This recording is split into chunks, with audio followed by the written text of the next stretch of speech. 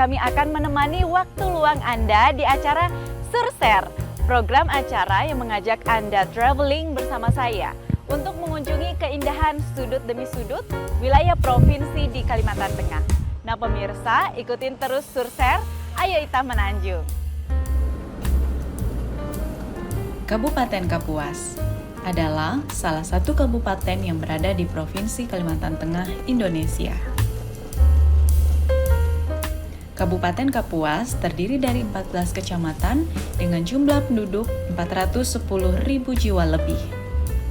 Berdasarkan data BPS Kabupaten Kapuas pada tahun 2021, wilayah ini memiliki luas kurang lebih 15.000 km persegi atau kurang lebih 1,5 juta hektar. Ibu kota Kabupaten Kapuas adalah Kuala Kapuas. Kota ini berasal dari pelabuhan, perdagangan skala kecil antar pulau dan antar daerah. Dewasa ini, Jalan Lintas Kalimantan membuka isolasi Kabupaten Kapuas ke wilayah lainnya di Kalimantan. Pembangunan kota Kuala Kapuas cukup intensif, khususnya kawasan pemukiman dan wilayah kota baru, yang mencakup gedung pemerintahan dan infrastruktur pendukung lainnya. Kuala Kapuas adalah pintu gerbang sisi selatan bagi Provinsi Kalimantan Tengah.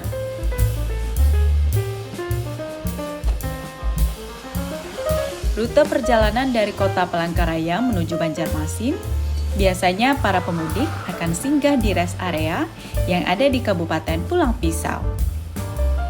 Ada beberapa titik rest area yang dapat dijadikan pilihan para pemudik untuk beristirahat. Di antaranya Rumah Makan Candi Laras dan Rumah Makan Ani. Tempat ini sudah sangat terkenal bagi para pemudik.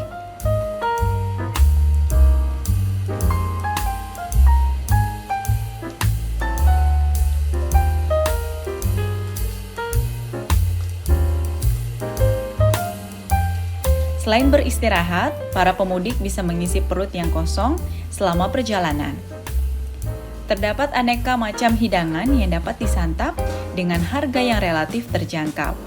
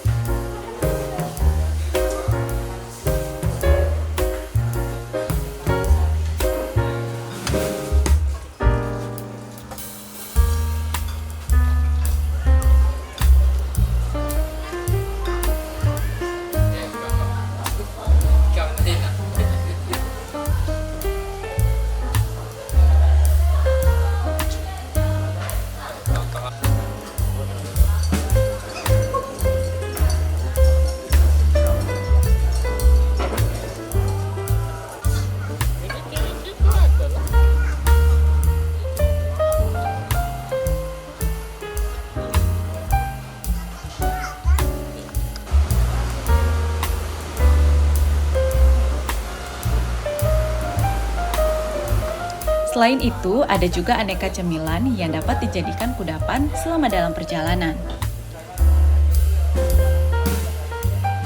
Di rest area juga terdapat musola untuk pemudik muslim yang ingin menjalankan ibadah sholat.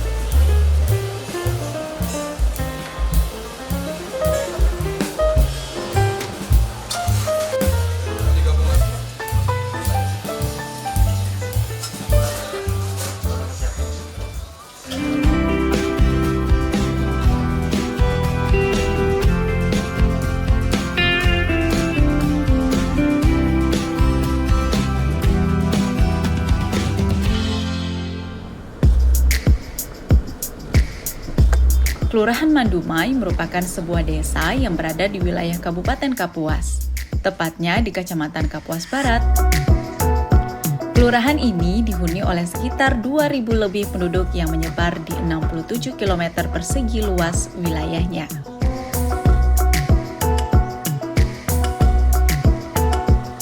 Kelurahan Mandumai dikenal sebagai jalur alternatif antar kota Palangkaraya dengan Banjarmasin. Para pemudik biasanya memilih jalan Mandumai untuk mempersingkat jarak tempuh. Hanya saja, mereka harus menggunakan jasa penyeberangan yang ada di Kelurahan Mandumai.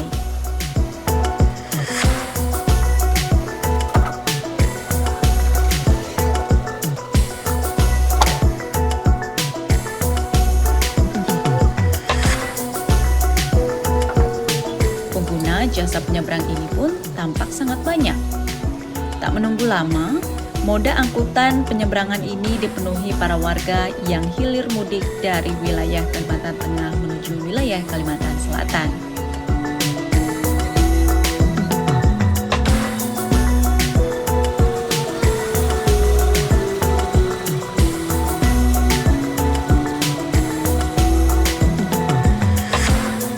Jasa penyeberangan ini beroperasi dari pagi hingga malam hari.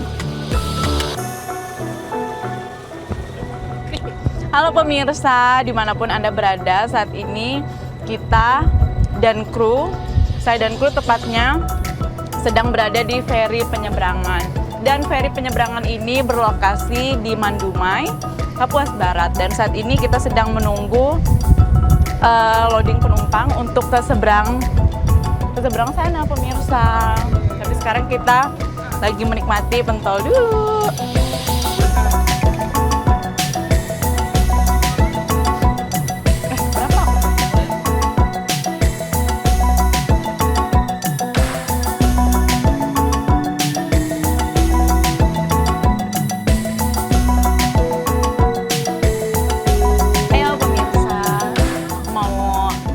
Di ruang kemudi menuju feri penyeberangan itu gimana? Mas, Permisi, Mas. Permisi, Pak. Nah, di sini ada Bapak kemudi. Kita sekarang mau nyebrang ya. Dan juga di sini banyak sekali masyarakat yang menggunakan moda transportasi ini untuk menyeberang ke pulau seberang. Aku dikasih kesempatan untuk cobain mengemudi feri penyeberangan dan ternyata nggak susah-susah banget loh pemirsa. Ini ke kiri Kamang. Oh iya.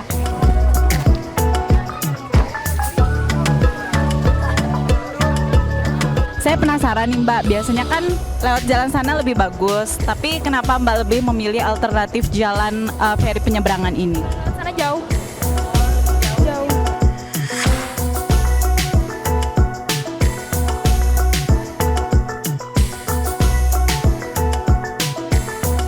Biasanya hari paling rame itu masyarakat pakai feri penyeberangan ini di hari apa aja Bang? Kalau untuk hari biasa kita hari Jumat, ada sama Minggu, dan juga untuk hari-hari besar kan, hari besar keagamaan, hari besar kayak menjelang Lebaran kan harus mudik, itulah yang paling ramai.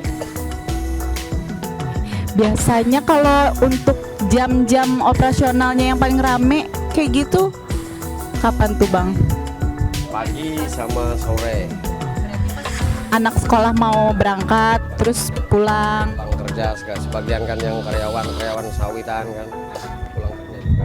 Oke, aku mau tahu kalau dari pendapat Abang sendiri, kenapa sih masyarakat tuh lebih memilih penyeberangan itu menggunakan feri dibandingkan dengan alternatif jalan seperti yang kita sudah tahu kan jalan tuh udah bagus gitu, tapi kenapa masyarakat lebih memilih feri penyeberangan yang satu ini? Karena ini jaraknya dekat kan, sini motong jalan hitungannya, daripada muter ke Besarang kan jauh Bang. Sini lebih dekat kan, kalau kita mau rute ke Kapuas Palangkaraya lebih dekat lah, selisih 1 jam lebih.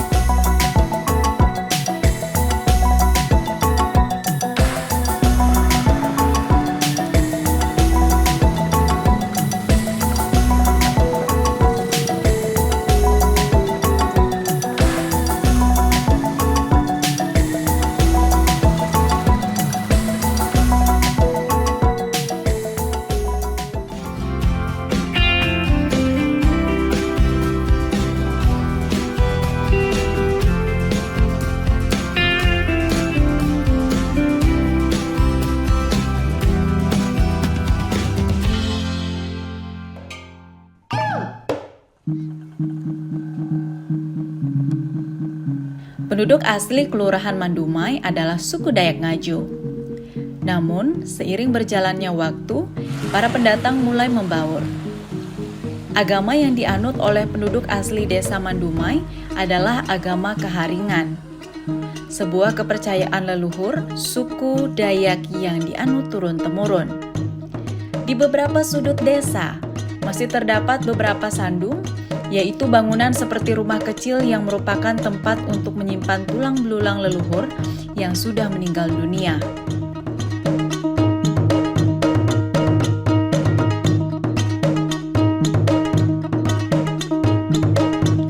Sandung dikenal sebagai salah satu bangunan sakral bagi suku Dayak Ngaju.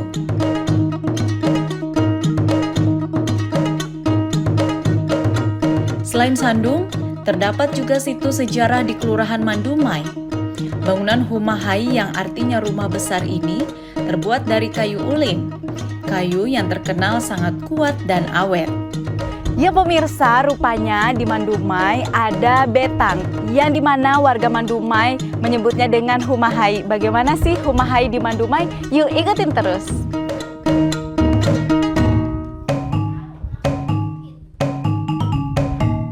Rumah besar yang didirikan pada tahun 1907 ini letaknya tidak jauh dari Pelabuhan Mandumai.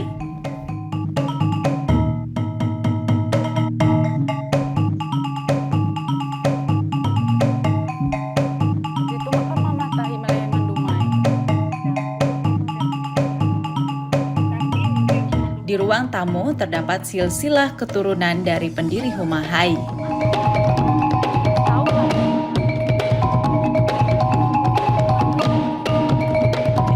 Rumah yang terletak di tepi Sungai Kapuas ini dibangun dengan konstruksi rumah panggung. Rumah ini terdiri dari ruang tamu, ruang keluarga, dan dapur. Ukuran dari masing-masing ruangan cukup besar, sebagaimana rumah besar yang lain. Rumah ini dibangun tanpa paku. Mereka menggunakan pasak yang terbuat dari kayu. Untuk pintunya pun mereka tidak menggunakan engsel. Mereka menggunakan penopang dari kayu ulin.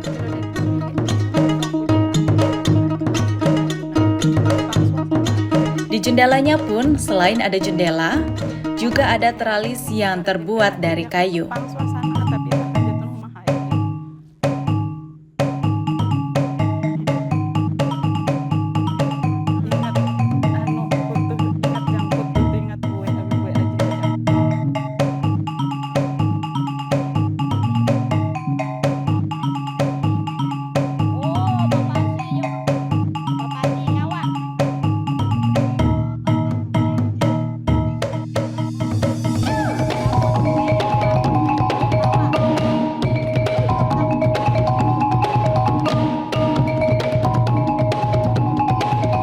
Dinas Kebudayaan dan Pariwisata Provinsi Kalimantan Tengah telah menjadikan rumah ini sebagai salah satu dari 2 benda cagar alam dan situs bersejarah di Kabupaten Kapuas.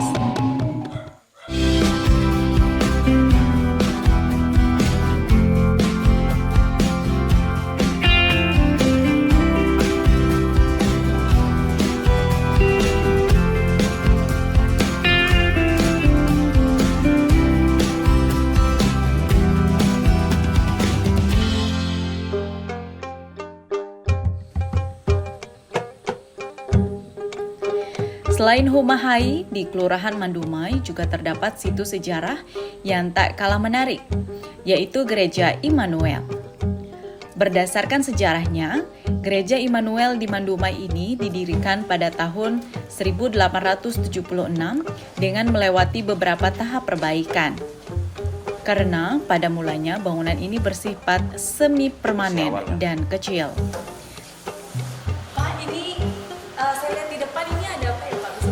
Mosaik, 3 ada di dunia, 1 di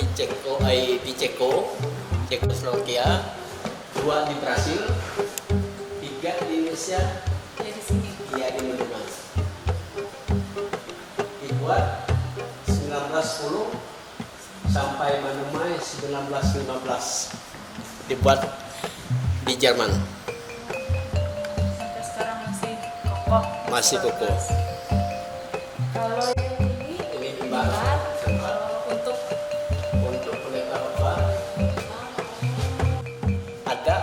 1863. Gereja ini ada ditabiskan 3 Desember 1876. Misionaris pertama yang datang mendomai Sisi Hendrik dari Jerman. Rute perjalanan dari Jerman ke Batavia, di Batavia ke Sampit. Sampit dia mempelajari bahasa Dayak Ngaju 1 tahun. Dia datang 1869, datang di Mendomai 1870. 6 tahun kemudian mendirikan gereja dengan tokoh-tokoh orang Dayak yang ada di Mendomai, orang Kristen Dayak yang ada di Mendomai. Kalau untuk biayanya sendiri ini berapa, Bu? Tahu lah, Bu. Biaya ini satu lukisannya. Ini hadiah dari Jerman, dari anggota jemaat di Jerman. Ya, dia dapat hadiah. Dipasang di meja 3 ya, di dunia tadi yang saya ceritakan. Di Ceko, di Brasil dan di Indonesia ada di Mendomai. Kalau beli ini pasti mahal. Mungkin tidak ada nilainya. Kalau saking mahalnya. Segi mahal ya. Di gereja ini terdapat mozaik langka yang merupakan bantuan dari Jerman pada awal berdirinya gereja. Sesuai pasal 42 Undang-Undang Nomor 11 Tahun 2010, GKM Mandumai ditetapkan sebagai situs cagar budaya nasional.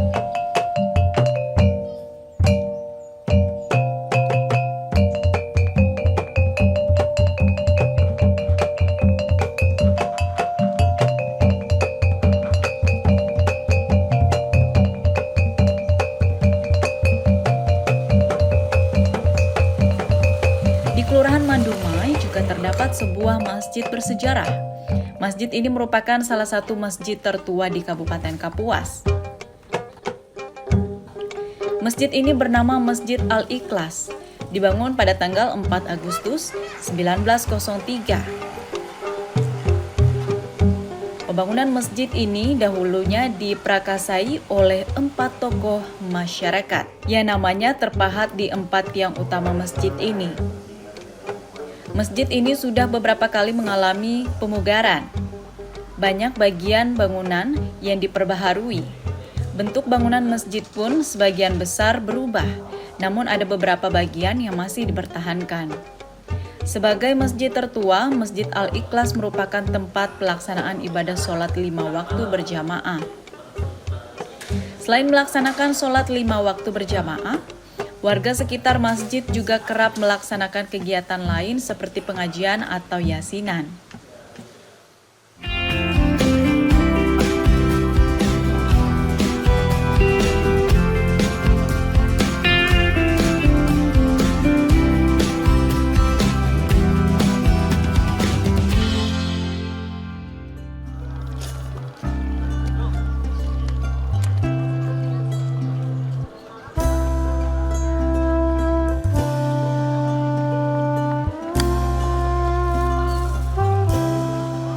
Kota Kuala Kapuas memang menawarkan pesona eksotika yang berbeda dengan kota-kota di kabupaten lain di Provinsi Kalimantan Tengah.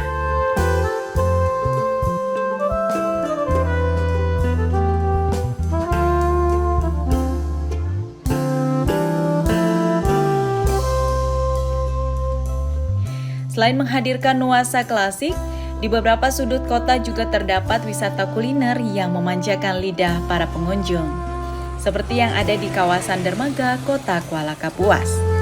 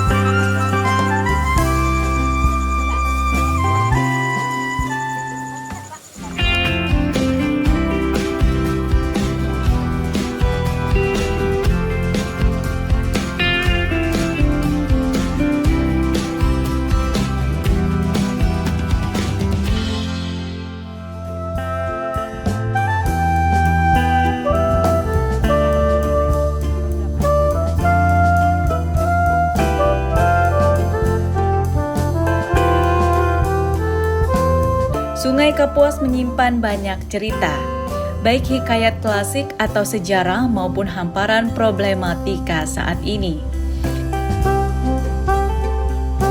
Yang jelas berkunjung di Kuala Kapuas merupakan pengalaman yang sangat menarik untuk dikenang.